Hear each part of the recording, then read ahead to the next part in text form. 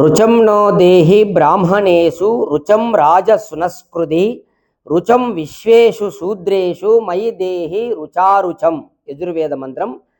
సర్వవర్ణాల వారు ప్రేమ సూత్రముతో స్నేహంగా బంధింపబడి ఉండాలనే ఆకాంక్ష ఈ వేద మంత్రంలో వ్యక్తమవుతుంది. అంటే అన్ని వర్ణాల వారు, బ్రాహ్మణ, క్షత్రియ, వైశ్య, శూద్ర, అన్ని వర్ణాల వారు ప్రేమ సూత్రములో బంధించబడి ఉండాలి. అంటే ప్రేమపూర్వకంగా వ్యవహారం నడుపుకోవాలి.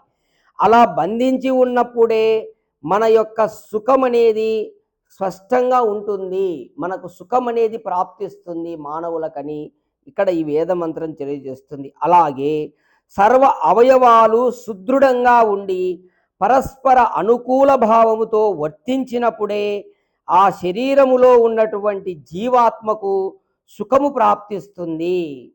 చూడండి, ఇంకా ఈ మంత్రంలో ఏం చెప్పబడతా ఉంది? ఒక మనిషికి అన్ని అవయవాలు దృఢంగా ఉండాలంట. సుదృఢంగా ఉండి పరస్పర అనుకూల భావంతో అవయవాలు ఒకదానికొకటి అనుకూలంగా పనిచేస్తుండాలి. అప్పుడు ఆ శరీరంలో ఉన్నటువంటి జీవుడికి సుఖం అనేది లభిస్తుందంట. ఈ శరీరంలో ఉండే అవయవాలు సరిగా పని చేయకుండా, అంటే అనారోగ్యంగా ఉంటే ఆ జీవుడు, శరీరంలో ఉండే జీవుడు సుఖపడలేడు. అది కూడా ఈ మంత్రం చెప్తుంది.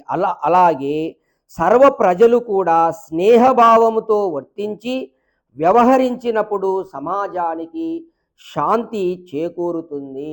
అందరూ కూడా మానవులందరూ కూడా స్నేహపూర్వకంగా ఎప్పుడైతే మెలుగుతారో అప్పుడు సమాజములో శాంతి, అంటే ఎక్కడే కానీ అశాంతి అనేది ఉండదు అనే విషయంగా వేదమంత్రము తెలియజేస్తున్నది. ఓం.